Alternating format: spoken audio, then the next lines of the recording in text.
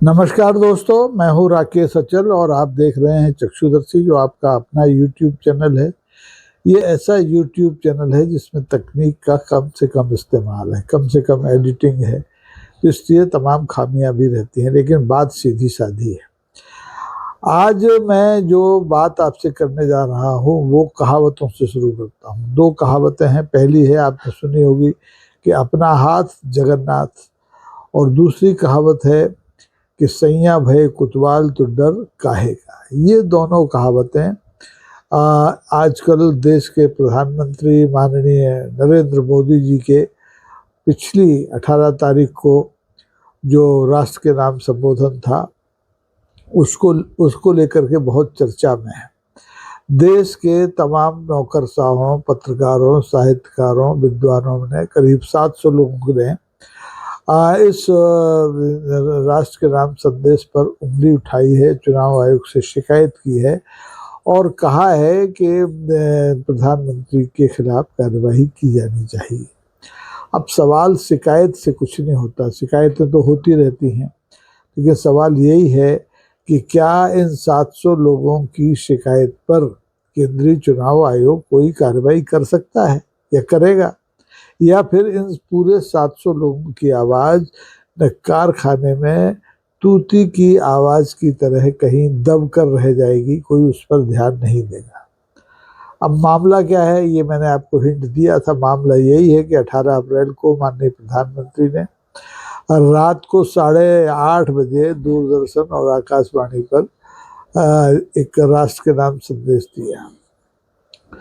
और प्रधानमंत्री अक्सर राष्ट्र के नाम संदेश देते हैं, लेकिन इस संदेश को लेकर के लोगों को आपत्ति थी। 700 लोगों ने आपत्ति दर्ज कराई है। इन लोगों का कहना है, इन लोगों की शिकायत है कि प्रधानमंत्री ने जो राष्ट्र के नाम संदेश दिया वो राष्ट्र के नाम संदेश नहीं था, वो एक तरह से चुनावी संबोधन था।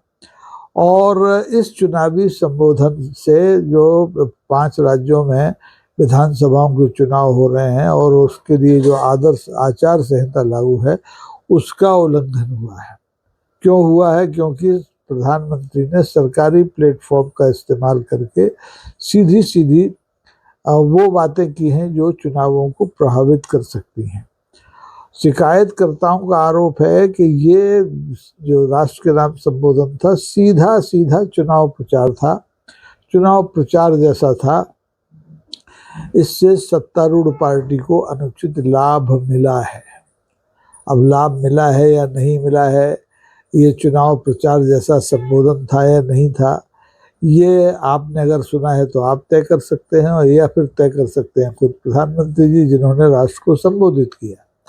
लेकिन इन लोगों को शिकायत है, इन लोगों को शिकायत है कि देखिए ये जो संबोधन तब आया है जब केरल में, तमिलनाडु में, बंगाल में मतदान होना बाकी है, और उस समय प्रधानमंत्री जी ने जो 131वें संशोधन के बहाने, संविधान संशोधन जो लोकसभा में गिर गया, उसके बहाने से पूरी पॉलिटिकल बात की, देश की आधी आबादी को संबोधित किया। और एक तरह से जो प्रतिपक्ष है, कांग्रेस है, टीडीपी है, कांग्रेस है, डीएमके है, टीएमसी है, समाजवादी पार्टी है, इन सबको निशाने पर रखा। अब सवाल ये है कि आदर्श आचार संहिता कहती क्या है? क्या इसके बारे में प्रधानमंत्री को मालूम नहीं था? क्या इसके बारे में केंद्रीय चुनाव आयोग को मालूम नहीं था? क्या केंद्रीय चुनाव आयोग को बता करके ये राष्ट्र के नाम संबोधन दिया गया?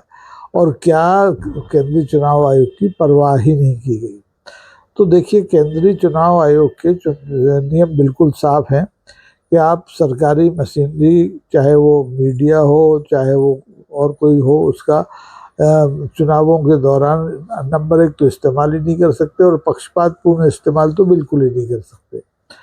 और इसमें सीधे सीधे 700 लोगों की शिकायत है कि एक तो ये पक्षपातपूर्ण था, दूसरे चुनाव रैली जैसा था। तो अब सवाल ये है कि इसके बीच में कोई दीवार है कि नहीं है। अब पुराने कई उदाहरण हैं इतिहास में जिसमें कि इस तरह के राष्ट्र के नाम संबोधन हुए और उसको लेकर के सवाल खड़े किए गए, लेकिन केंद्रीय चुनाव आयोग ने एक में भी किसी के खिलाफ कार्रवाई नहीं की, आचार संहिता के उल्लंघन की। हालांकि आचार संहिता का खुलेआम उल्लंघन किया जाता रहा। अब आलोचना ये है कि केंद्रीय चुनाव आयोग ने मौन धारण करके एक तरह से प्रधानमंत्री को क्लीन चिट दे दी है। 2014 में भी ऐसा हुआ था, डॉक्टर मनमोहन सिंह ने एक राष्ट्र के नाम संबोधन किया था, लेकिन उन्होंने एहतियात ये बरती थी कि चुनाव की कोई चर्चा नहीं की थी। और इस संबोधन में, मोदी जी के संबोधन में सीधे और परोक्ष रूप से दोनों तरह से मतदाताओं को, महिला मतदाताओं को संबोधित किया गया है। अब सवाल ये है कि बहस यही हो रही है कि ये सीमा तय कौन करेगा, और अगर सीमा टूट गई है तो फिर इस सीमा तोड़ने के खिलाफ कार्रवाई कौन करेगा। क्योंकि एक तरह से अभी आप देख ही रहे हैं कि ममता बनाम मुख्य चुनाव आयुक्त यानी केंचुआ चल रहा है। इसके पहले आपने देखा कि ममता और उनकी पार्टी के तमाम नेताओं को चुनाव आयोग ने नोटिस भी दिए थे, और आयोग विपक्ष पर लगातार कार्रवाइयाँ करता रहा। और उसके पहले भी की, महाराष्ट्र के चुनाव में आपको याद हो, योगी आदित्यनाथ को शायद चुनाव प्रचार से करने से रोका गया था, मायावती को भी शायद रोका गया था।